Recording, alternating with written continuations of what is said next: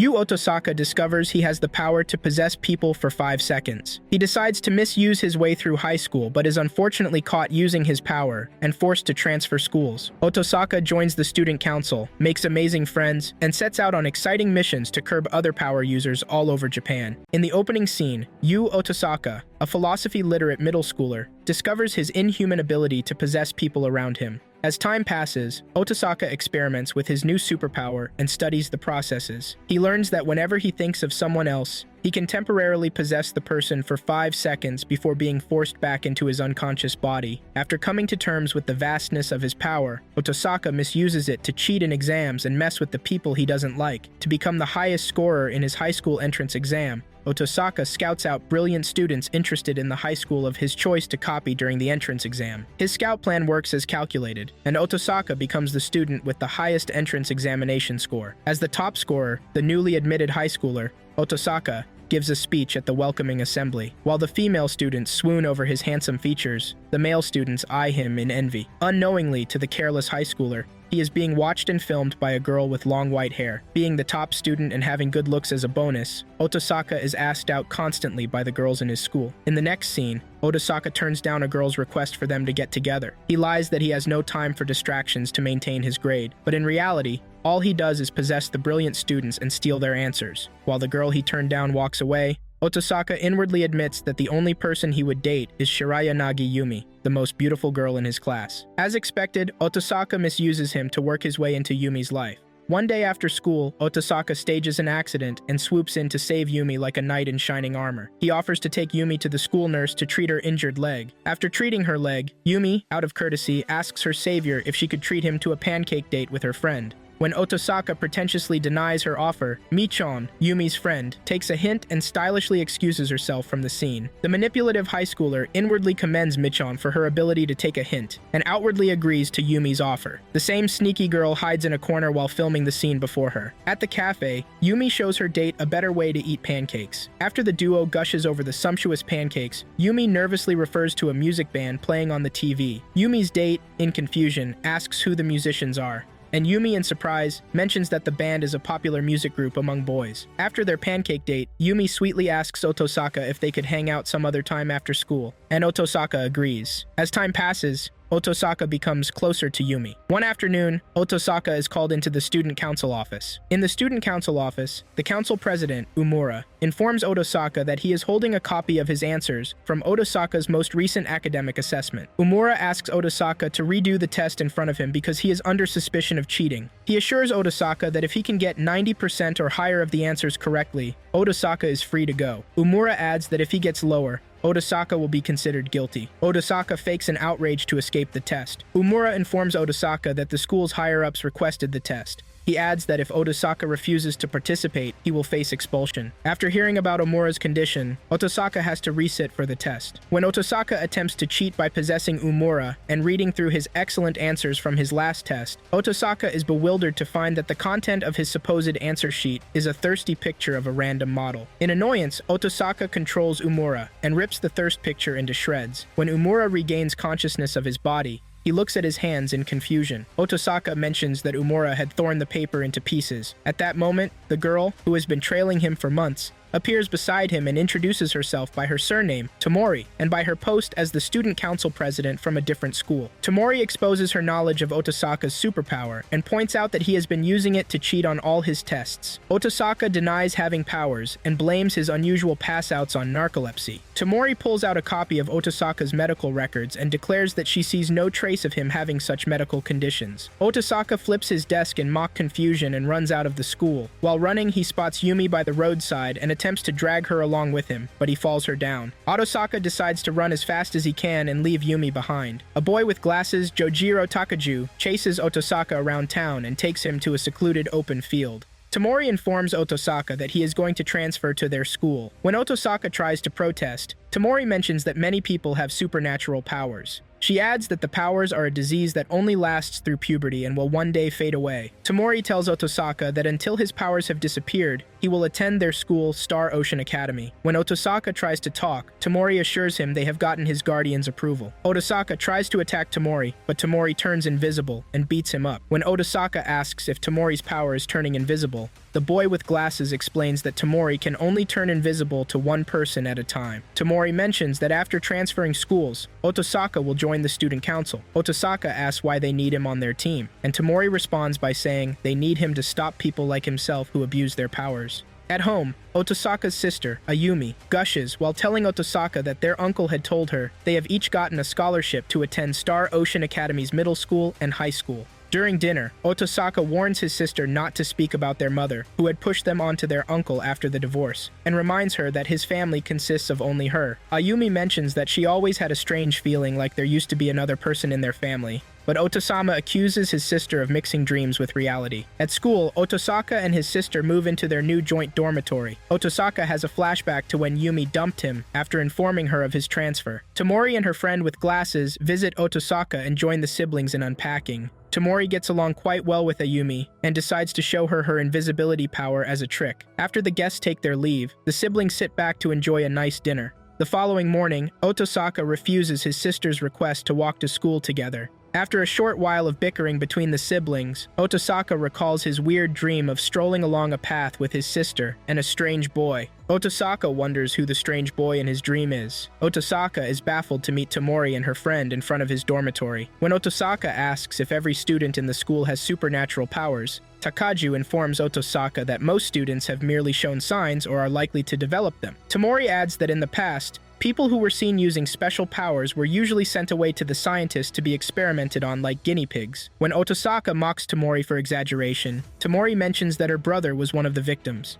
Tamori adds that someone set up the current system to protect people with powers, but it didn't come soon enough for her brother. In fear, Otosaka laments that Tamori had forced him to join the student council and had told him to use his power out in the world, despite the dangers of being caught. Tamori retorts that the student council has a more important duty to fulfill. She points out that their purpose is to find people with powers out in the wild, and to either secure them before anyone gets to them, or intimidate them into not using their power. In annoyance, Otosaka asks why Tamori dragged him into her course. Tamori announces that he will be receiving an appropriate stipend to aid his living expenses. In the classroom, Otosaka introduces himself to his new classmates, and the girls swoon at his handsome features. Otosaka is baffled to see Tamori and her friend in the classroom. After getting comfortable in his new classroom, Otosaka asks Takaju how Tamori is the student council president despite being a first-year student. Takaju informs Otosaka that one doesn't need to be a senior to become the student council president. During the lunch break, Takaju invites Otosaka to lunch at the cafeteria. Otosaka notices Tamori sitting alone at the front corner of the class and asks Takaju why he did not invite her to lunch. Takaju mentions that if Otosaka wishes to have lunch with her, he is willing to invite her, but Otosaka tells him no. At the cafeteria, the two boys are unable to get a free table. Takaju offers to get lunch using his powers discreetly. Takaju, not so discreetly, grabs random sandwiches from the lunch lady and offers Otosaka a sandwich, neglecting the injuries and glass shreds around his body. When Otosaka asks Takaju how he considers his lunch dash a success, despite the several injuries he sustained, Takaju mentions he is wearing protective armor underneath his uniform. Otosaka complains about the rumpled state of the sandwiches and accusingly mutters that Takaju has a defective superpower when Takaju mentions that he cannot control how he holds on to something once he's at full speed. Otosaka notices Tamori eating her lunch alone and asks Takaju why Tamori doesn't have friends. Takaju mentions that Tamori's power makes her invisible to one person, and if turned around, it means that everyone else can see her. He adds that that is most likely why Tamori ended up without friends. Takaju asks Otosaka what he would think of Tamori if he witnessed her raging around, beating people up. He adds that it always looks like Tamori keeps picking fights. Takaju suddenly mentions that from what he heard, Tamori was not the way she was in middle school. At that moment, Tamori walks up to the boys to inform them that their collaborator is coming. At the student council office, a drenched man walks in to pinpoint the location and the power of a high schooler with powers. After the strange man leaves the room, Otosaka asks who the man is. Takaju informs him that the drenched man is a collaborator who locates people with powers and identifies their power for them. Tamori announces they are skipping the next class and are to head out to Namba High School for investigation. Takaju adds that if the police get to the power user, his life will be over. After searching for a while, Tomori informs Otosaka about a suspicious person and asks him to lend her a hand. Otosaka reluctantly does so and possesses the person who has begun running away. Takaju charges toward the suspect and runs him down. After threatening the suspect, Tomori and the others not only learn about the identity of the person of interest, but also learn that the power user makes psychic pictures of girls in their underwear and sells them to male students. Tomori confronts the psychic photographer and threatens him to stop using his powers for wrong things. The culprit, Udu, claims he sells the photographs to earn enough money to cater for his sick family member. When Tomori mentions that Udu's family will be disappointed if they find out the source of his money, Udu takes a psychic photo of Tomori in her underwear and threatens to release it to the world if she does not keep quiet and leave him alone. Otosaka possesses Uduo and throws the photograph to Tomori. Uduo regains consciousness in his body and asks how Tomori has the photo he was holding. Tomori declares that Uduo has been caught before asking him to give up. Uduo tries to attack Tomori with his arrow, but Takaju swoops in with his superpowers and catches the arrow in midair. Tomori tells Uduo that they will not inform the police about him, but if he continues to use his power, he will have a terrible life ahead of him. After a series of scary facts, Tomori successfully intimidates Uduo into not wanting to use his powers. On their way back to the school, Otosaka asks Tomori about her brother, and Tomori suggests they visit her brother the following day. The following day, on the way to Tomori's brother's care home, Tomori tells Otosaka how she and her brother had ended up in the hands of scientists. After her story, Tomori concludes that even though she had chosen not to trust anyone, she met someone trustworthy, and that person is the reason behind her being where she is. At the care home, Tomori introduces herself to the nurse before asking to see her brother. Otosaka discovers Tomori's first name is Nao. In Tomori's brother's room, Otosaka watches in fear as Tomori's brother has a violent mental outburst. When Tomori calmly points out that her brother's sedative has worn off, Otosaka asks her what her brother is doing. Tomori explains that his violent actions denote playing the guitar, while his wailing denotes the melody of the song he is composing. After a nurse sedates Tomori's brother, Tomori pushes her brother outside with a wheelchair for fresh air. Otosaka asks Tomori how she can afford such a care home as beautiful as the one they are in. Tomori mentions that it is thanks to that one person she can trust who had hospitalized her brother in the most beautiful location available for free. When Otosaka concerningly voices out that they will one day find a cure for her brother's mental issues, Tomori informs Otosaka that no one researches for people like her brother because to scientists, people with powers are like batteries they can replace when they run dry. On the bus ride home, when Otosaka tries to comfort Tomori, Tomori asks him to stop playing nice and accuses him of being a dirty cheat. Otosaka inwardly points out that playing nice is out of his character. At home, Otosaka inwardly soliloquizes that his sister is liable to have a superpower, and if he gets caught, Ayumi will end up like Tomori. At night, Otosaka tells his sister to quit staring at the night sky and sleep. Ayumi gushes about wanting to see a comet that only flies by the Earth once every several hundred years, and Otosaka points out that he was unaware of such a comet. The following morning, Otosaka tries to turn down Ayumi's offer to pack his lunch. Ayumi convinces her brother to take lunch to school one last time. At the residential reception, Otosaka opens up his lunchbox. He cringes at his sister's motivational message she had written on his meal before cleaning the words off. In the next scene, at school, Takaju notices Otosaka's mood and asks why he is gloomy. Otosaka assures him that being down in the morning is a trait of his. Takaju suggests they splurge on lunch and go for the limited stock beef tongue curry to cheer Otosaka. When Otosaka points out that to get the limited dish, they must be super fast, Takaju assures Otosaka that speed is his specialty. After Takaju's not-so-discreet lunch dash, Otosaka walks up to an injured Takaju who had set up the table. Otosaka worriedly suggests that Takaju go to the hospital to check his wounds, but Takaju assures him there is no need to be concerned about his wounds.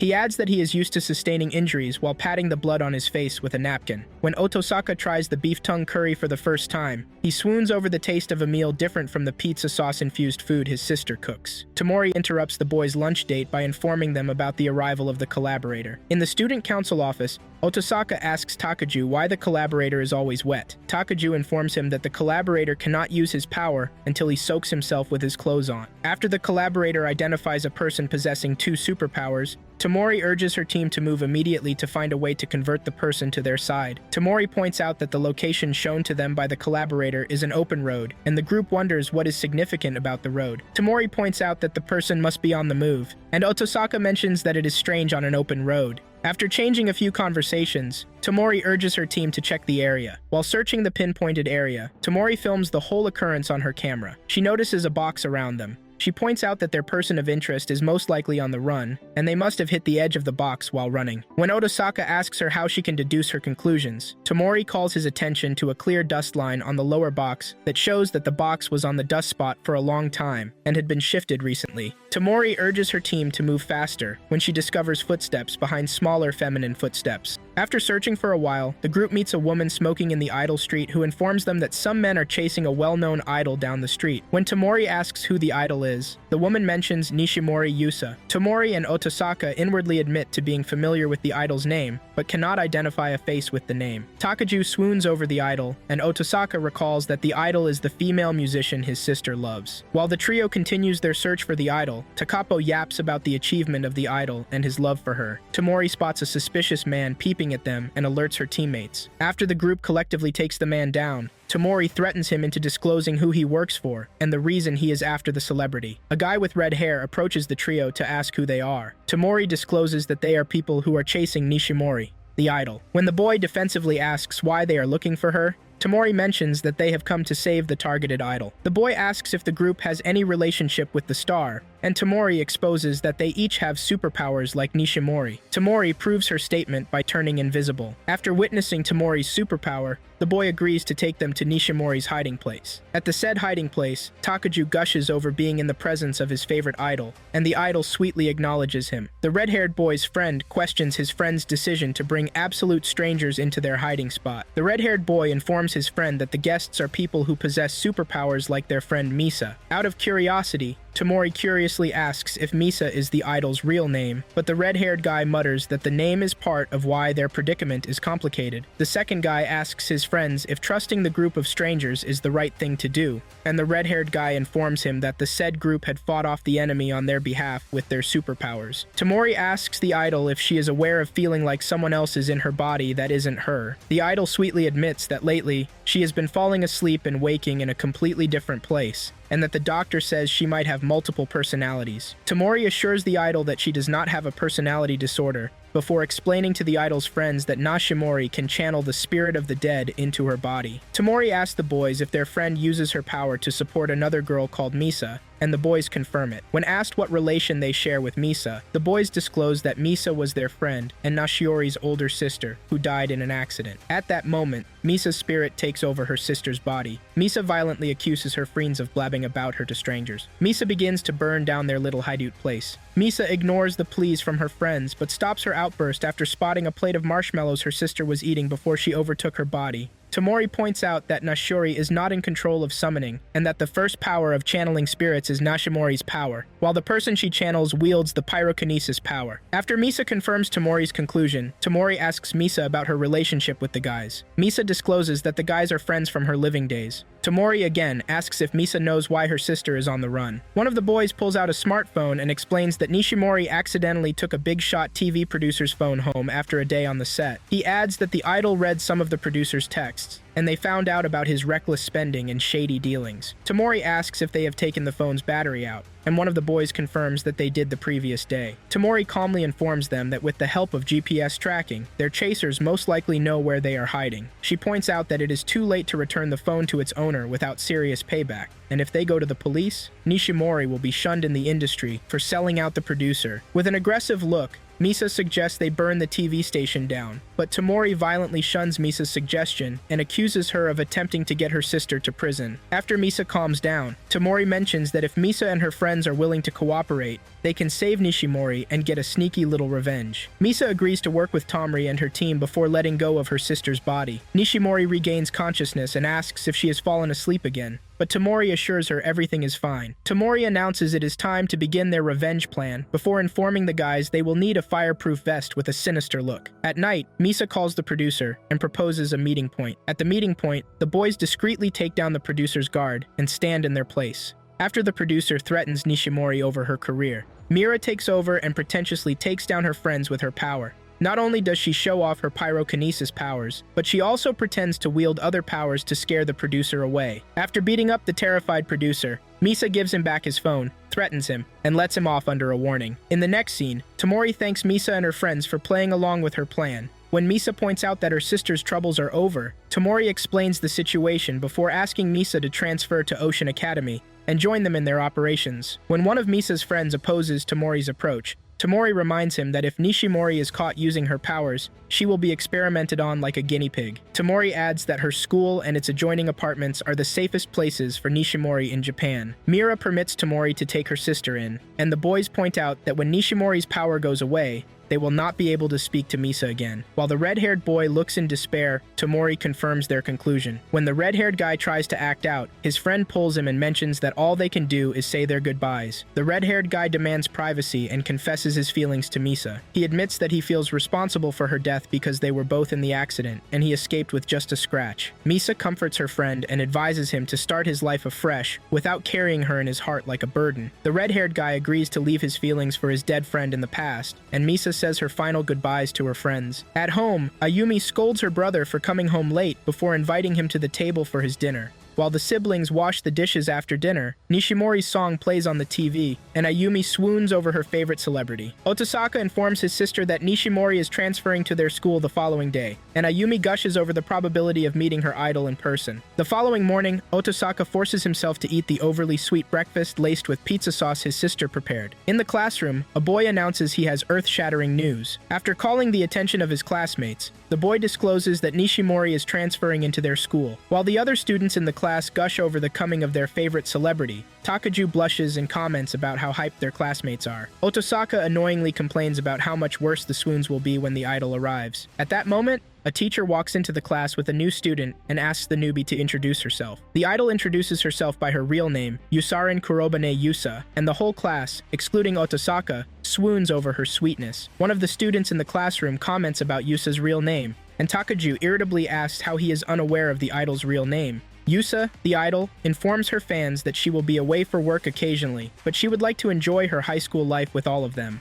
After Yusa's speech, Takaju begins chanting Yusa's name, and in no time, all other students, except Otosaka, join Takaju in his chants, and the teacher desperately shuns them. The teacher instructs Yusa to sit in the empty seat beside Tamori. Yusa walks up to her seat and sweetly assures her she will try her best. After a while, the students surround Yusa to ask questions and comment positively about her songs. Tamori interrupts Yusa by asking her to come to the student council office immediately before dragging her out of the little crowd of students. In the office, Takaju gushes about his love for her shows. Yusa politely asks what they do in the office, and Takaju tells her the collaborator is on his way, before asking her to brace herself for the odd sight she is about to see. At that moment, Yusa freaks out as a drenched man opens the door and points out their next target and his power. After the collaborator leaves the room, Yusa asks for an interpretation of the scene she just witnessed. Otosaka explains to her that there is a person with powers in the pointed location, and the person's power is telekinesis. He adds that the wet guy helped his team find her in the past. When Yusa excitedly promises to give their mission her all, Otosaka inwardly comments on Yusa's ignorance of her powers. Tamori recognizes the location and connects the dots. She pulls out a sports newspaper before bragging about following the athlete for a while.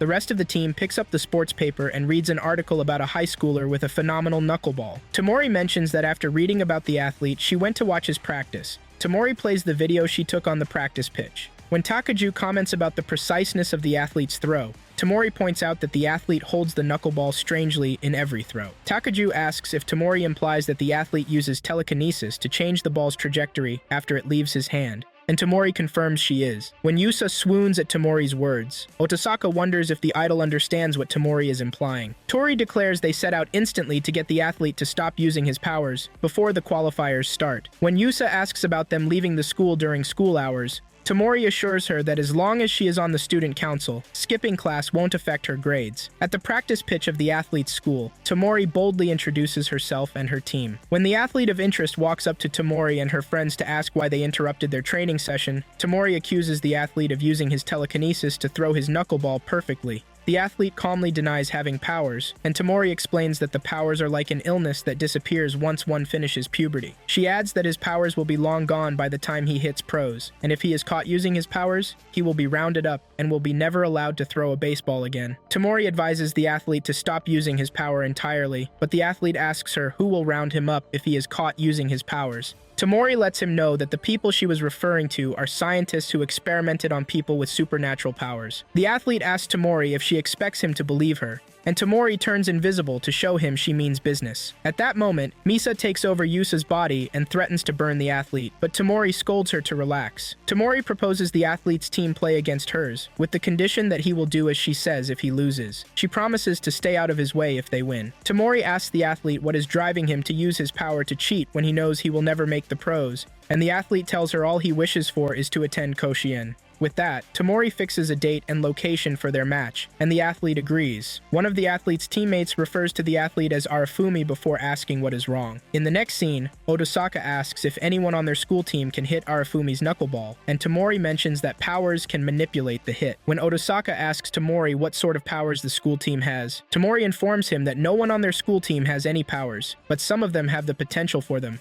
Otosaka asks how they are meant to win, and Tamori calmly tells him they are joining the baseball team. Otosaka has an outburst about being forced into joining the baseball team, but the others welcome the idea. On the day of the match, the two teams turn up at the field as planned. After a tough practice, the referee declares Tamori and her team the winners. Tamori asks Arifumi to respect the conditions of their win. Arifumi begins explaining how he wanted to use his power to take his friend, who had turned down going to the school's baseball program to stay by him, to the spotlight. Tamori points out that Arifumi was using his power for himself, contrary to what he believes he uses it for. She adds that she and her team used some tricks on the pitch to secure their win, just like he has been doing. Tamori mentions that he does not need to cheat to impress. She adds that he can continue to cheer his friend on from the sidelines as a friend. After her speech, Tamori mentions her wish to try out an experiment on Arifumi and asks Otosaka to possess him. Otosaka does as told before asking Tamori if found anything, but Tamori says she has yet to find anything on him. At home, Otosaka is forced to eat a dinner drenched in pizza sauce. When an interview with Yusa shows on TV, Ayumi gushes over her favorite celebrity and bleeds out of her nose out of excitement after learning that Yusa has transferred to their school. The following day during lunch, Otosaka gazes at the students gushing around Yusa in annoyance. At that moment, a group of girls approach Tamori and drag him out of the class. Out of curiosity, Otosaka discreetly follows the girls to a secluded space. Otosaka watches the leader of the girl group hit Tamori several times.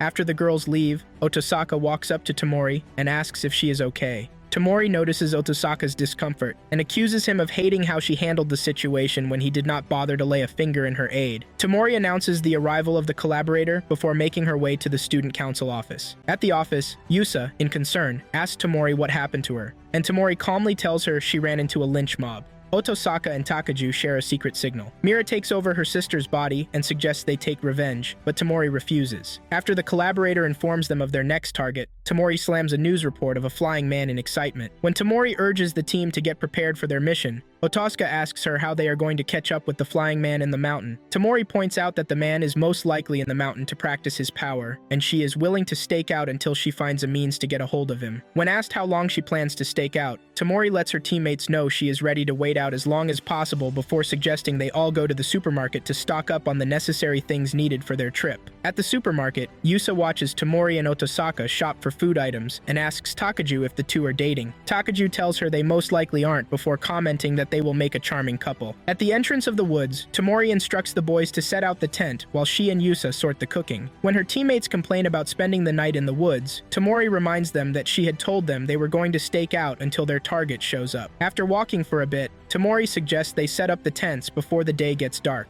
When the team begins settling in, Otosaka calls his sister to inform her that he is on a school trip and will not be coming home. While they munch on meat, Yusa comments about the similarity between Tamori and her sister, Misa. Otosaka asks Yusa what she thinks of her sister, and Yusa sums her up to be the opposite of herself. After talking about her sister for a while, Yusa apologizes for oversharing, and Otosaka mentions he knows how she feels. Later in the night, while Takaju and Misa play mobile games, Otosaka notices Tamori's disappearance and searches for her in the woods. He spots Tamori sitting on a cliff with earphones in her ear. Tamori feels Otosaka's presence and asks him what he wants. Otosaka nervously admits to wanting to know what kind of music she listens to. Tamori shows him her music player and mentions that she is listening to a band her brother likes. Otosaka has a flashback to her brother's outburst in the care home before sitting beside her and asking if she can share her earphones with him. After plugging in the earphones, Otosaka envisions himself in a vast field with an unexplainable familiar feeling in his chest. When Tamori asks for his opinion on the music, Otosaka admits to feeling like he is standing alone in an open field. Tamori playfully punches him and commends Otosaka for understanding the feeling the song is meant to bring. She explains a bit more about the singers of the band before admitting that she wishes to make a video for the band she listens to. Otosaka inwardly points out that he has never seen a side of Tamori that's as soft as the one she is showing him. Tamori gives out her music player to Otosaka and assures him she makes enough money and can afford to get herself another one. At the tent, Tamori suggests they take turns watching over, and the team agrees. Otosaka sleeps with the music playing in his ear and dreams about an unfamiliar girl. After Takaju wakes Otosaka up for his watch shift, Otosaka wonders who the girl in his dream is. The following morning after breakfast, Tamori shows Mira the makeshift bathroom she arranged and offers to stand to watch against the guys.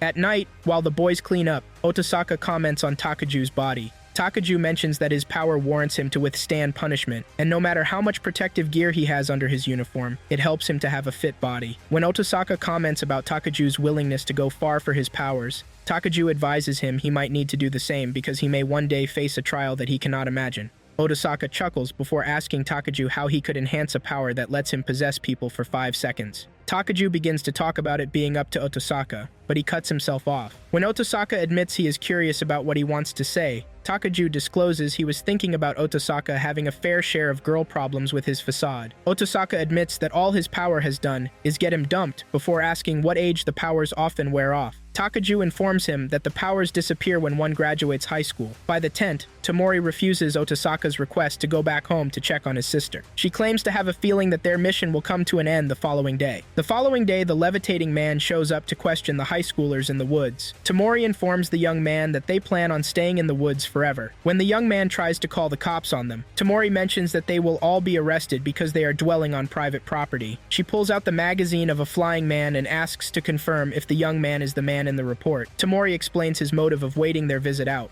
but when they proved to be staying for long, he became impatient and came down to ask them to leave so that he could keep practicing his flying in peace. The young man walks right into Tamori's trap and is forced to use his power. When the young man forcefully collects Tamori's camera and disappears into the sky, Otosaka possesses him and breaks his fall. After the young man regains consciousness of his body, Tamori explains that she and her team each possess superpowers. She points out that their powers are like an illness that comes and goes with puberty, and if the scientists find out about his powers, they will take him in to be one of their guinea pigs. After conversing for a few more minutes, Tamori successfully convinces the flying man to stop using his powers. At home, Ayumi surprises her brother with a meal that does not contain pizza sauce. When Otosaka tries to convince his sister to cut down on her misuse of pizza sauce, Ayumi argues that the pizza sauce has been their family's special sauce for generations. She adds that the reason she did not add the sauce to their dinner is that when she went to the market to stock up on the sauce, she was stopped by security and was forced to go home. Otosaka discreetly thanks the officer for stopping her from shopping and convinces his sister to cook without the sauce for a while. Ayumi suddenly coughs. When Otosaka asks if she is okay,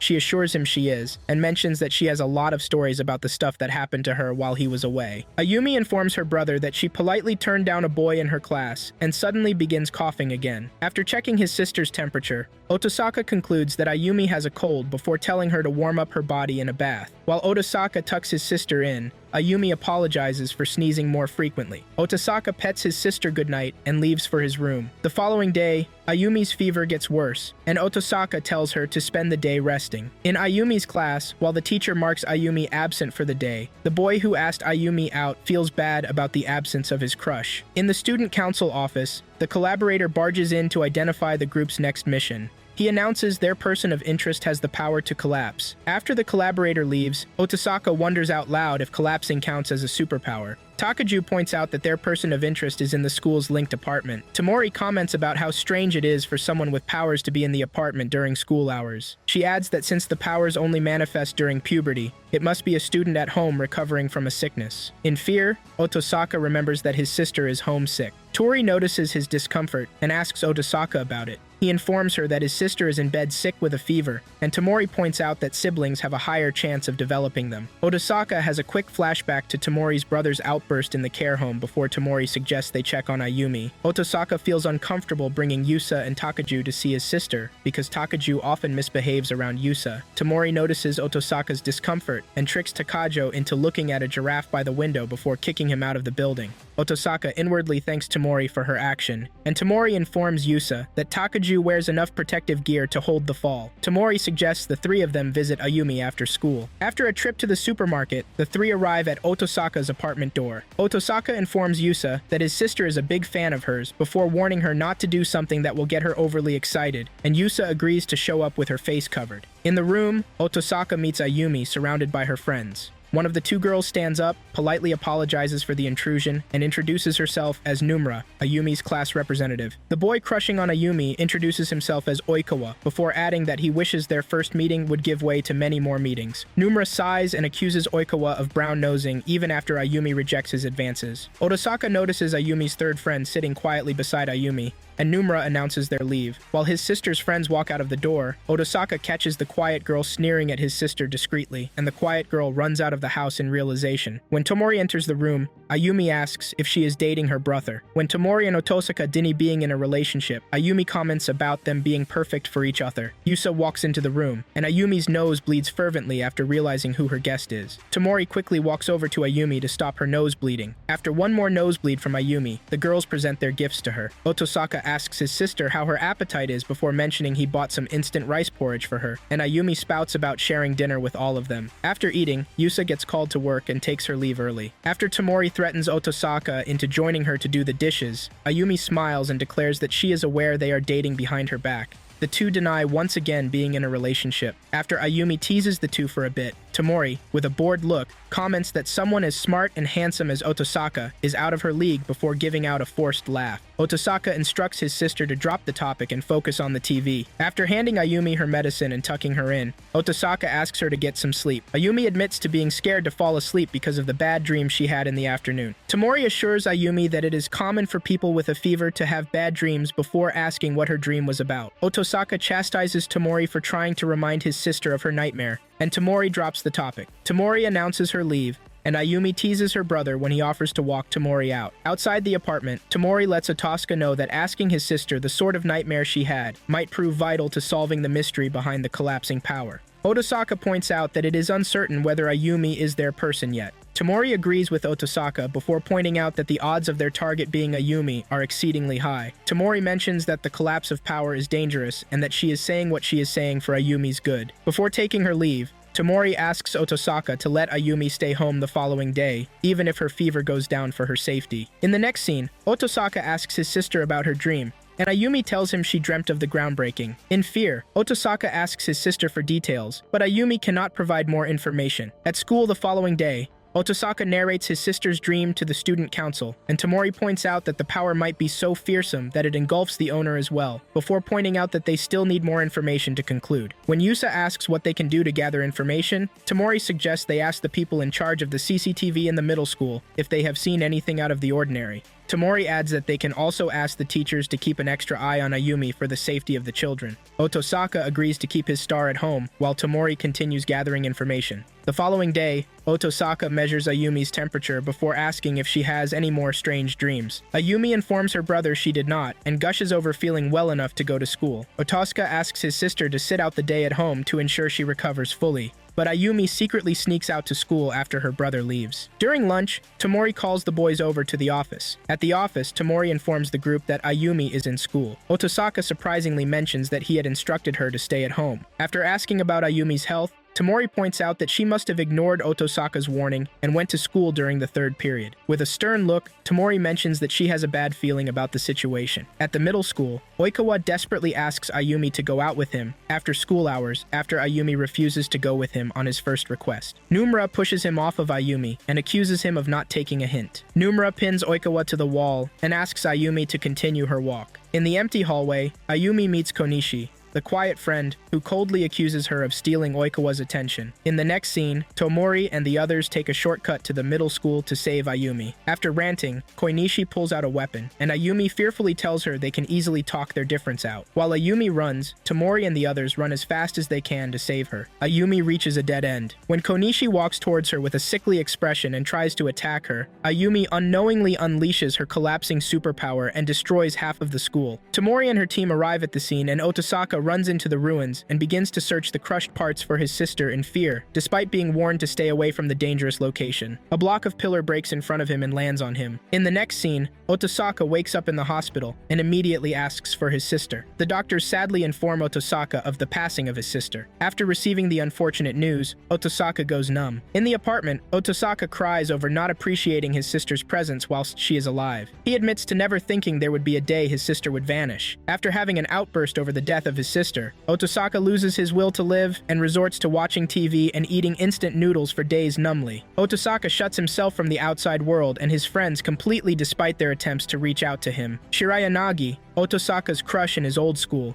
visits him in an attempt to convince Otosaka to step outside, but Otosaka pushes her out of his sight in annoyance and has a short-lived outburst. When Otosaka asks Shirayanagi to leave, Shirayanagi apologizes for overstepping her bounds before excusing herself. A while later, Otosaka realizes he is out of instant noodles, and he decides to prepare for his trip to the supermarket. Before leaving home, two men and the caretaker knock at Otosaka's apartment door. Otosaka connects the door, and dryly points out that Shirayanagi only came because the men outside asked her to put on an act. He adds that he needs to find a means of getting out. Otosaka possesses one of the men and punches the other. He controls the man he possesses to jump out of the barricade onto the ground floor. After clearing his way, Otosaka walks out and informs the shaking caretaker that he is leaving the house for a while. Otosaka travels to another city and continues living off pizza, noodles, and TV. Days after relocating, Otosaka concludes that no one he knows will be able to find him before deciding to take a walk outside. While munching on street food, Otosaka passes by an arcade. He walks in and tries a shooting game. After several rounds, Otosaka incorporates going into the arcade to play games all day into his daily routine. One afternoon, Otosaka walks up to his favorite game in the arcade to find two boys playing with it. He decides to wait their game session out, but Otosaka loses his patience when the players refuse to take their leave for hours. In annoyance, Otosaka kicks the sticks from the numerous street foods he munched in while waiting at them, and rudely asks them to leave. When one of the players asks Otosaka what his deal is, the leader of the boys' gang asks what the commotion is about. The boy asked Otosaka what his problem was before reporting to his boss that Otosaka told them to leave and kicked his garbage at them. After watching Otosaka act nonchalant about the trouble he caused, the gang boss asks his boys to drag Otosaka outside. With a sinister smirk on his face, Otosaka sarcastically warns the gang members off before possessing one of them and starting a fight within them. After dealing with the gang members, Otosaka is cornered by another gang leader for messing with them. Just like he had done in the past, Otosaka possesses the members of the gang and starts up a fight among them. When Otosaka grabs the leader's head and threatens to blind one of his eyes, the leader surrenders.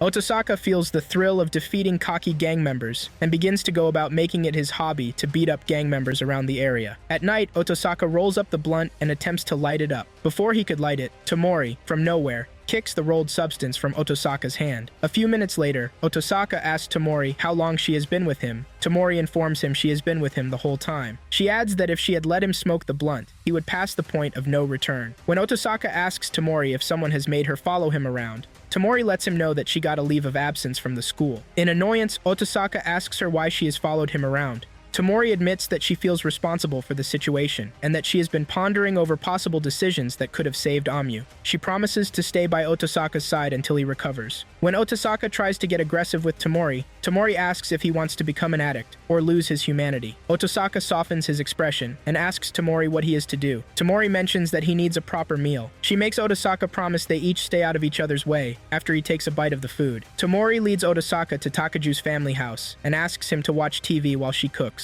While watching Tomori cook, Otosaka imagines his sister in the kitchen. Otosaka mistakes Tomori's voice for his sister's and jolts up at the voice calling him to eat. When Otosaka tastes the omelet rice Tomori made for him, he expresses his surprise over Tomori's omelet rice tasting similar to Ayumi's. Tomori explains that his mother left her recipe book behind, and she decided to borrow it. She points out that the page of the omelet rice stood out, and she figured that it was his favorite food, and Ayumi must have been trying to replicate the taste of the recipe ever since their mother left. With tears in his eyes, Otosaka recalls the last time Ayumi had made complete rice for him and begins to munch on it desperately. After his meal, Otosaka asks Tomori what he should do, and Tamori suggests he come back to the student council. When Otosaka reminds Tamori of their promise, Tamori points out that he did not just take a bite, he ate the whole bowl. She teases him for wanting her into his life desperately, and Otosaka does not attempt to argue. Otosaka agrees to go back to the student council, and Tamori welcomes him on board once again. The following day, Yusa sweetly welcomes Otosaka back to school. Otosaka gets freaked out by the hateful gazes the other boys in the class shoot at him. Otosaka looks at Tamori and has a flashback to the previous night when she promised to stick to him until he recovers. After Yusa performs a short rhyme for Otosaka,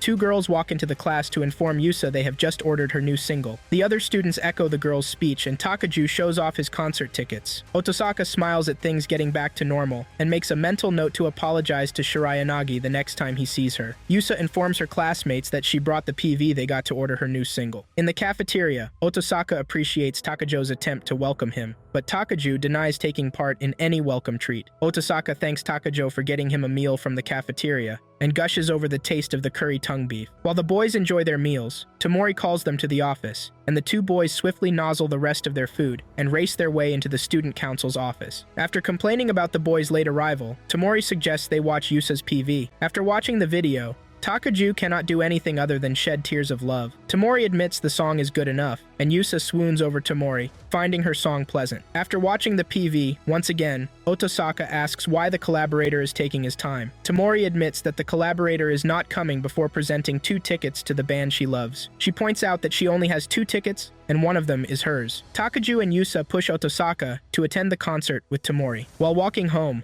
Otosaka comes across a familiar blind woman. When the blind woman passes by Otosaka recalls the feeling he got when he listened to Tamori's music band in the woods. He connects the dots and calls the attention of the woman. The woman swiftly walks up to Otosaka and asks him if he will bring her somewhere she can get modanyaki. Otosaka asks if she is referring to a recognizable meal, and the lady aggressively confirms. After promising to take her out for modanyaki, Otosaka leads them into a noodle restaurant. The waiter recognizes the musician, and the blind woman discloses that her name is Sala Shane, the vocalist of her band. When the waiter asks Yusa for her autograph, Otosaka wonders how Sala can sign autographs. After their meal, Sala asks Otosaka if he lost anyone dear to him. In the next scene, Otosaka explains that his sister was in an accident, and Sale insists on burning an incense for Ayumi. In the next scene, Otosaka politely informs Sale that he has someone whom he wants her to meet. He excuses himself to talk to Tamori. Tamori declines Otosaka's invitation to see her favorite band, and mentions that she is uninterested in meeting any of the band members. Despite Tamori's disinterest, Otosaka informs Sale that the person he wants her to meet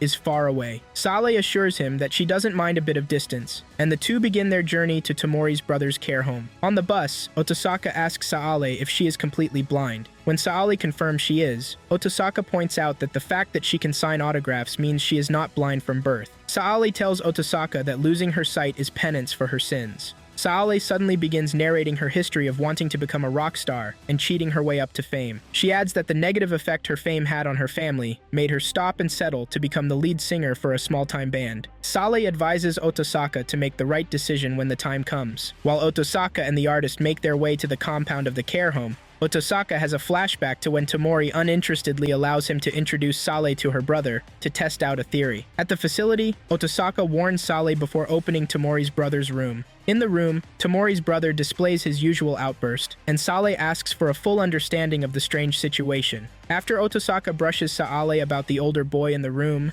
Sale walks up to him and successfully sings the mental boy into reality. After repeating his sister's name, Otosaka asks Tamori's brother if he remembers his sister, but all he does is to call his sister by her given name. With tears in his eyes, Otosaka thanks Sale for magically bringing the former mental boy back into reality. On the bus ride home, Sale thanks Otosaka for making her day eventful and promises to keep him and the person he cares about present in her mind while performing at the concert the following day. Otosaka inwardly admits that Tamori has turned his life around. After the musician goes back to her place of residence, Tamori calls Otosaka to sincerely thank him for bringing her brother back to the human world. She adds that her brother has been able to recognize her before reminding Otosaka that they have a concert to go to together the next day. While Otosaka listens to Sale's music alone at home, he begins to wonder why her music sounds familiar. The next day, Otosaka nervously picks out his clothing and meets up with Tamori before the concert. Otosaka teases Tamori for wanting to buy popular merchandise before it gets sold out. Tamori admits there is a high-tech smartphone case she has her eyes on before gushing about the details of the case.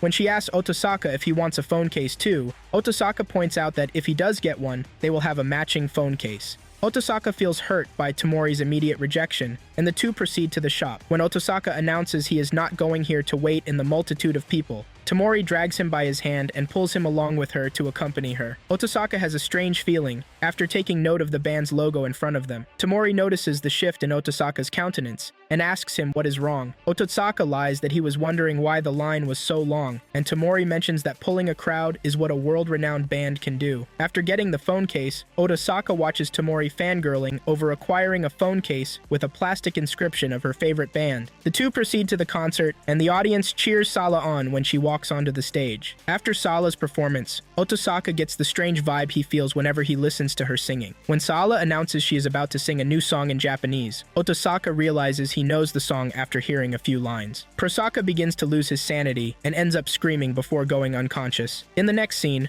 Otosaka enjoys the new release of his favorite band with his sister in a medical facility. When dinner time is announced, the siblings make their way to the dining room, and Otosaka notices a familiar old man seated with headphones on his head. The man grabs Otosaka's attention and asks him if Ayumi is his sister. The man feels sorry for Otosaka, and Otosaka inwardly points out that some researchers also feel sorry for them. When Otosaka asks why the researcher is always seated in the same spot, the researcher mentions that he finds his sanctuary in the spot he is in. After the old man talks about the story of a researcher and likens it to his, Otosaka ignores him and joins his sister on the lunch line. On the line, Ayumi gushes about wishing their brother was with them, but Otosaka mentions that his power is too dangerous for them to let him walk around freely. Otosaka inwardly points out that the researchers think his power is to possess others for 5 seconds, and if they were to find out his real power, he would be locked up like his brother. Kumagami, the collaborator, sits behind Otosaka and informs him he has found someone with telepathic powers. Otosaka points out that the person is most likely captured already,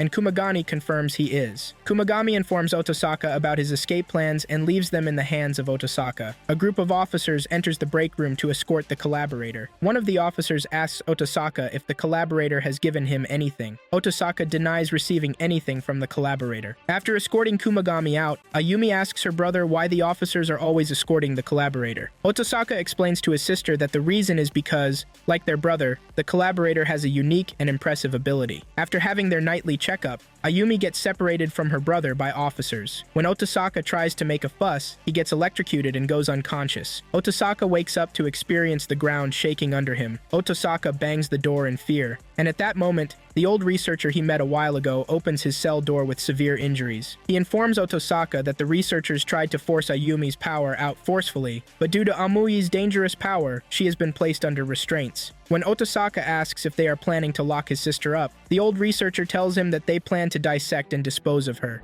The researcher urges Otosaka to save his sister with his true power. Otosaka asks the old man how he knows about his secret power, but the old man reminds him there is no time to explain. Otosaka finds the telepathic patient, possesses him, and absorbs his power. When a guard tries to gun him down, 2 patients quietly prevent him from attacking Otosaka. With his new telepathic powers, Otosaka communicates with his brother and informs him of Ayumi's situation. He promises to save his brother before asking him to use his time leap powers to change the world they are in. Otosaka frees his brother, and at the dying minute, his brother changes the world. In the next scene, Otosaka wakes up suddenly in the hospital bed. Tomori freaks out when Otosaka jolts awake with a scream. When Otosaka asks where he is, Tomori lets him know that he fainted in the concert and was brought to the hospital for treatment. Otosaka suddenly remembers Amuyi is gone. Tomori asks Otosaka if he dreamt while he was unconscious. Otosaka inwardly wonders if the lucid dream he had is in reality just a dream. He refuses to believe it was just a dream when he recalls Amuyi telling him that she always felt like there was another person in their family. Otosaka informs Tomori that he is sure he has an older brother. At that moment, the collaborator walks into the room. Tomori teases him for being cute when he is dry, and Otosaka mentions he saw him in his dream. When Otosaka urges Kumagami to tell him about his brother and his dream, the collaborator tells him to calm down before asking Otosaka to follow him. He adds that he is ready to answer Otosaka's questions and will discuss how to save Amu. In annoyance, Otosaka asks how it is possible to save someone dead, but Kumagami reminds him that he knows about Shunsuke, his brother's powers. Tomori asks him if the person she knows who shares Otosaka's brother's name is his brother in reality, and the collaborator confirms he is. When Tomori asks if she can tag along, Otosaka asks her how she knows his brother. Tomori explains that he is the one who showed her the light after what happened to her brother, the one person she could trust. The collaborator takes the two to a secret laboratory to study supernatural powers. Kumagami leads Tamori and Otosaka into the underground laboratory. Otosaka watches his brother converse with Kumagami. In the corner of the room, Shunsuke asks Kumagami if his brother remembers him. Kumagami suggests that his brother's erased memories are not back yet. Tamori interrupts Shunsuke's conversation, greets her, and commends her for doing a good job. When Shunsuke calls himself Otosaka's brother, Otosaka admits he is confused and has many questions on his mind. Agrees to explain it all. Shunsuke begins his narration. He says some years back, after waking up in the body of a young boy, he met up with Kumagami and the gang he had put together. After introducing himself to the group of people as an old friend, the people deny knowing him from their past. When a member of the group asks what he has to say about the future, Shunsuke explains that he relayed a cruel end that befell all the people with powers in the future. He adds that he told them about the plan they had come up with in the future, to gather people with powers and protect each other. Shunsuke mentions that being children, they failed at every attempt, and things always escalated after someone was reckless and attacked the researchers to save a comrade. After many failed attempts, Shunsuke suggests they seek the assistance of adults. Kumagami adds that he knows some adults who had powers in the past, and that it is worth a shot to try. On Shunsuke's 15th birthday, he reminds himself that his 3 years are up, and he needs to leap as soon as possible before he gets caught. Shunsuke gets an idea from a TV jackpot commercial. He meets up with the crew and announces the best way out is to raise funds. He proposes a plan to go back in time and gather data on things like horse races and lotteries, gather the group all again, and build an organization the scientists cannot oppose. The next morning, after his leap, Shunsuke notices something while looking in the mirror. He realizes his vision gets worse every time he uses his powers. Shunsuke gathers up the group as planned, while his vision gets worse over time. Nevertheless, Shunsuke keeps going back into the past to get to the members the scientist got to first. On Shunsuke's 15th birthday, Otosaka asks his brother if he has any high school in mind. Shunsuke gets inspiration from his younger brother's words and decides to leap back in time one more time. Kumagami warns his friend that if he leaps back in time one more time, he will go completely blind. Shunsuke assures him he will make their last chance successful by founding a school to protect people with developing and developed powers. He adds that since the powers disappear after puberty, a school is the best place to protect the children. In his last time leap, Shunsuke, who is completely blind, begins paving the final path with his comrades. Shunsuke narrates how their hard work culminated in the acquisition of an accredited institution to use for themselves. Shunsuke asks Kumagami to erase all the memories Yu and Ayumi have of him, so that he will be able to operate freely in the shadows. He also asks Kumagami to create organizations around Japan to protect people with power. When Kumagami points out that he will become a known target if everyone gets familiar with his face, Shunsuke suggests he covers his face with his hair. Later that day, Shunsuke invites some of his friends to erase his siblings' memories. Shunsuke announces the end of his narration. Tamori, in admiration, points out that the Academy is all the work of your repeated time leaping. Shunsuke apologizes to Tamori for not arriving early enough to save her brother, but Tamori assures him that he is on the road to recovery. Shunsuke asks Otosaka to use his power, Plunder, to take his time leaping ability. When Otosaka asks if his second power is not just a dream, Shunsuke assures him it is not, and that the plunder is his true power. Tamori admits that she and Takaju are aware of his second power, because the collaborator, Kumagami, had seen it from the start. Tamori explains that the collaborator told them he had a plundering power, and when she and Takaju started observing him,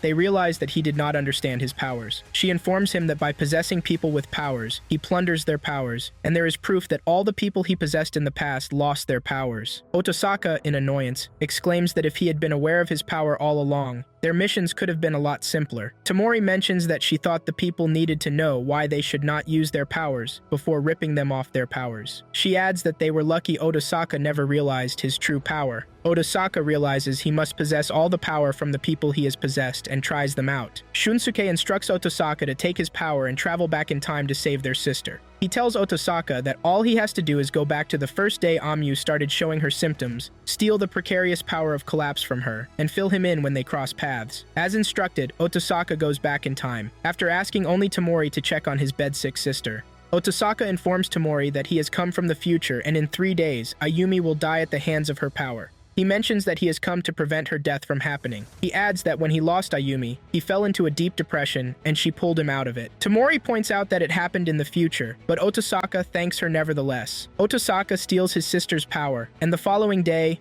Otosaka drops his sister at school and meets up with the rest of the team. When Konishi tries to stab Ayumi, Otosaka comes out of his hiding place to protect his sister. Otosaka assures his sister he will take care of the situation. With the help of Tamori's intervention and Ayumi's stolen powers, Otosaka Otosaka scares Kunishi and threatens her to never go near his sister again. On their walk home, Otosaka and Ayumi are stopped by Kumagami and his friend. After Otosaka makes it known that he is aware of everything, he agrees to join the two in their car to see his brother. At the underground laboratory, Shunsuke informs his siblings that he wiped away their memories for important reasons. He points out that Otosaka has awakened his power of plunder before admitting that that is the reason he called them to his base. Otosaka narrates how he had come back in time to save Ayumi, and asks if his brother is ready to continue living with them. Shunsuke informs Otosaka that because of the great nature of his power, it is safer for him to live with them in the laboratory until his power fades away. Shunsuke shows his siblings the research room and introduces Otosaka to the head of the research team. Otosaka recognizes the head of the research team as the old researcher in his dream. The head of the researcher explains that they are working on a vaccine to prevent another outbreak of their illness. Otosaka asks if they are sick, and the researcher explains that the supernatural powers are an illness, and they plan to vaccinate every person on Earth before the dust falls again. When Otosaka asks what the researcher means by dust, the researcher asks if he is aware of a long-period comet called Charlotte, and Ayumi excitedly says she does. The researcher explains that the Charlotte is a comet that comes near Earth once every 75 years. He adds that whenever it comes to Earth, a mysterious dust rains down on Earth, and those who breathe the dust develop special powers when they reach their most emotional stage of life. The researcher mentions that 4 centuries ago, the comet got close to Earth and unleashed a large barrage of dust, and those who breathed the dust were the people branded as witches in Europe and were killed for having supernatural powers. The researcher mentions that after the comet passed by Earth approximately 12 years ago, young people with powers began to appear once more. After learning that the vaccine for the illness is already under production in Japan, Otosaka expresses his relief, but Shunsuke mentions that the protection will only extend to those under their influence in Japan. When Otosaka points out that it does not affect them personally, Shunsuke lets him know that the people with power abroad might one day band together and plunge the world into chaos. Otosaka asks about the purpose of the vaccine, and Shunsuke tells him that the vaccine stops the superpowers from manifesting, but it has no effect on people whose powers have already sprouted. Otosaka asks why they cannot produce another vaccine to take care of the latter, but Shunsuke explains that creating a new drug is a process that takes years, and they are unsure of what the future entails. Otosaka asks his brother to return Ayumi's memories, but Shunsuke lets him know it is impossible.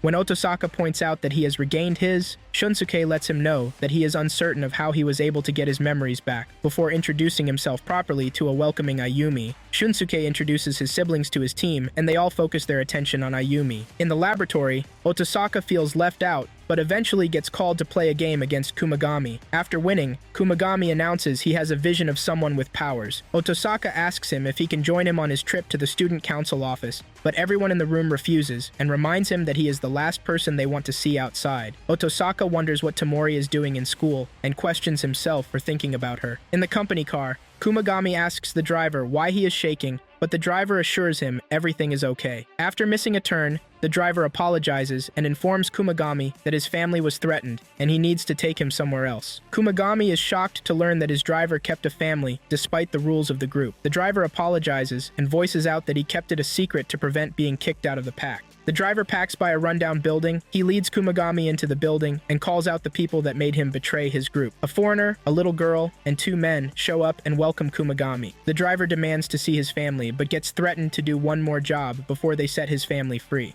After the driver apologizes to Kumagami and runs away, one of the men behind the foreigner walks up to Kumagami and beats him up. Kumagami awakes, bound to a chair opposite the foreigner. The foreigner demands information on all the power users his group is hiding. Kumagami declares he will never get any information from him and gets beaten up as a result. The interpreter injects Kumagai with a serum that makes him scream at the top of his voice. By the time Kumagami regains consciousness, he inwardly apologizes to Shunsuke for exposing their secrets. The foreigner orders the kidnapping of Tamori and calls Shunsuke. The foreigner lets Shunsuke know he is aware of his secrets and demands to trade Kumagami and Tamori for Yu Otosaka. Before ending the call, the foreigner threatens to kill Kumagami and Tamori if they suspect anything suspicious. Shunsuke calls the driver to ask about his well-being. The driver apologizes for his betrayal and admits that the enemy had threatened him around the period they started planning to create the school. Shunsuke assures the driver that his family will be saved. In the next scene, Shunsuke discusses the situation with the rest of his team. After weighing out their options, the team settles on betting all their cards on Otosaka. In the next scene, Shunsuke updates his brother on the predicament at hand. He instructs Otosaka to go to the enemy, save the hostages, and come back in time if his approach doesn't work out. Otosaka complains about the mission being too much for him before having a mental breakdown and unknowingly triggers his collapse power. Shunsuke apologizes for pouring everything on him and tells him to think it over. After giving it many thoughts, Otosaka decides to go to the enemy and save Tamori and the others. The driver takes Otosaka to the rundown building, and the foreigner gives him a key to free his family as agreed. Before running off to save his family, the driver apologizes to Otosaka for his actions. After the driver exits the building, Otosaka possesses his captors and searches for a weapon. When he finds nothing, he demands to know the location of his friends. A girl runs out of a room and slashes one of Otosaka's eyes before he can protect himself. The captors mention that he will be unable to use his time-lapse power with one of his eyes blinded. Otosaka triggers his collapse power, and the captors remind him that if he destroys the building, his friends in the basement will get crushed. In annoyance, Otosaka begins showering the enemies with attacks. When the young girl jumps on Otosaka to stop his attacks, Otosaka triggers his collapse power again and destroys the building. Shunsuke and his group rush to the scene to save the people in the collapsed building. The team locates the captors and Otosaka first and discovers that Otosaka was not able to travel in time because one of his eyes has been blinded. Shunsuke gets devastated after listening to his friend, the only fatality, die in front of him. Otosaka wakes up in the hospital and immediately gets a flashback to when he was blinded in one eye by the strange girl. The memory triggers his collapse power, but he gets sedated before causing any major technicalities. Otosaka calms down and takes note of his surroundings. One of Shunsuke's team members informed Otosaka that 2 days had passed since his surgery. When Otosaka inquires about his inability to move, the blonde boy responds rudely, telling him to ask the doctor directly. Later on, the rest of Shunsuke's group pays a visit to Otosaka in his hospital bed. Otosaka asks the girl among them how he ended up in the hospital bed. In realization, Otosaka desperately asks after Tamori, and the dark-haired boy assures him that Tamori is okay and recovering in another room. The girl smiles and informs Otosaka that Kumagami saved her. When Otosaka asks after Kumagami, the room goes silent, and the blonde boy flares up and accuses Otosaka of using his powers to save only himself. The girl shuns her angry teammate and reminds him that he is the one who came up with the idea in the first place. She urges Otosaka not to put all the blame on himself, because both parties miscalculated their plans. When Otosaka asks the girl if things will keep resulting in the same tragic ending, the girl informs him that Medomari, one of the group, has erased the memories of the culprits. She adds that even if more people might come for him in the future, she is glad that he is okay. One of the boys checks his phone and announces it is time to leave. Otosaka stops them before they take their leave and asks them why his brother is not in the room with them. The blonde boy aggressively threatens to punch Otosaka but gets pulled back. The girl explains that Kumagami was Shunsuke's best friend. After school hours, Ayumi visits her brother. When Ayumi takes her leave, Otosaka likens the pain he felt when Ayumi died to the pain his brother must be feeling at the moment. He wonders how Ayumi would have felt if he died on the spot. Takaju visits Otosaka and feeds him a plate of beef tongue curry. While Takaju washes the plates, Otosaka asks about Tamori. Takaju informs him that her injuries are not as serious as his, and she should be discharged too. Takaju mentions he is looking forward to Tamori and Otosaka coming back to the student council. After Takaju leaves, Yusa visits Otosaka and feeds him her famous cream stew. While Yusa washes the empty plate, Otosaka calls on Misa to ask her where people go when they die. Misa explains that she is not sure because her soul is still attached to her sister. She adds that she is like a balloon in her sister's hand. Whenever her sister's power goes away, she ends up floating into the sky. Otosaka asks Misa why she does not want to spend her time with her loved ones, while she can. Misa asks Otosaka why he is speaking unlike himself,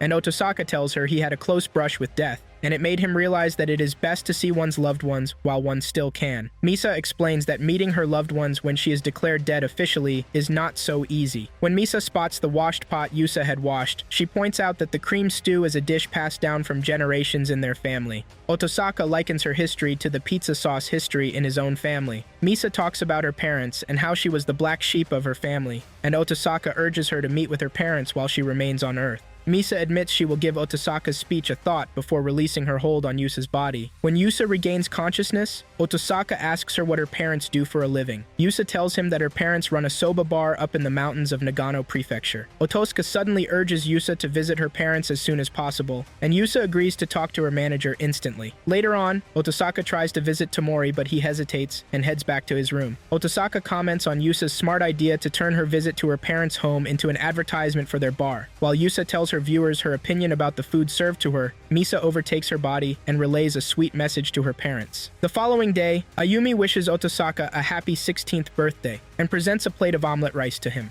Ayumi feeds her brother, and Otosaka surprisingly enjoys the meal he thought he hated so much. In the next scene, the girl who had told Otosaka to not blame himself interrupts Otosaka's exercise to ask him to grant her a favor. At the roof of the hospital, Otosaka asks his brother why he has limited himself from going elsewhere. When Otosaka tries to talk to his brother, he realizes his brother has the same expression he had when Ayumi died. Shunsuke coldly informs Otosaka that terrorist groups in other countries are ramping up their activities and will be in Japan soon. He adds that with Kumagami gone, he wonders what will become of the rest of them. Otosaka returns to his room to see Tamori sitting on a chair by his bed. When Otosaka jolts in surprise, Tamori explains that she decided to drop by after being discharged. Tamori asks him if Shunsuke told him anything. Otosaka informs her about the foreigner situation his brother had told him about, before adding that his brother was a completely different person when they spoke. Otosaka points out that more people might come after him soon, and that he wishes he could use his power to protect his friends and loved ones, but he doesn't know how to. When Otosaki asks Tamori what he can do, Tamori tells him the only way is for him to steal powers from everyone around the world as well as from everyone who will develop them in the future.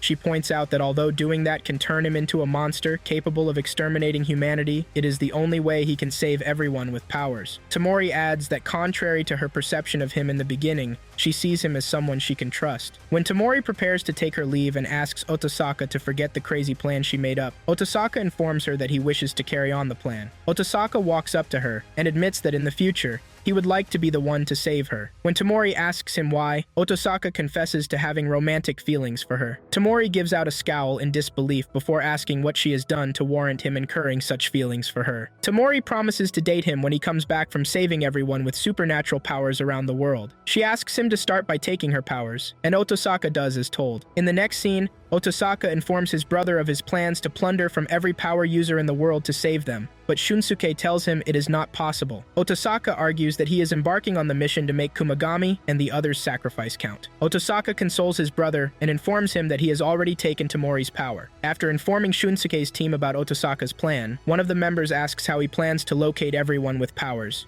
Shunsuke points out that other organizations must have someone working under them with a similar power to Kumagami. He instructs his brother to go abroad while they take care of Japan. Otosaka agrees to complete his mission before his powers fade away. The following day, Takaju and Misa offer their powers to Otosaka. After hesitating, Otosaka agrees to plunder their powers. After Otosaka takes Yusa's powers away, Misa's soul leaves with it. When Yusa gains consciousness of her body, she reads a letter her sister had written before leaving and tears up as a result. The next day, before Otosaka leaves the school, Tamori visits him and reminds him that she will be waiting for him. The two exchange items to hold on to while they are apart, and Otosaka bids Tamori goodbye. After arriving in Singapore successfully, Otosaka uses the book for easy communication Tamori gave to him to get his bearings. In no time, Otosaka plunders a few people's power, including the power to locate other power uses through maps. With his new convenient power, Otosaka easily fishes out power users from country to country until he becomes known as the One-Eyed Reaper. After some time of plundering powers, Otosaka comes across a camp with carriers, people with powers that are yet to surface. Otosaka has a flashback to the researcher telling him that the superpowers are illnesses, and attempts to use his sickness-worsening power to promote the witness and plunder it. Otosaka makes a mental note to go back to the countries he has cleansed to plunder the powers of the carriers.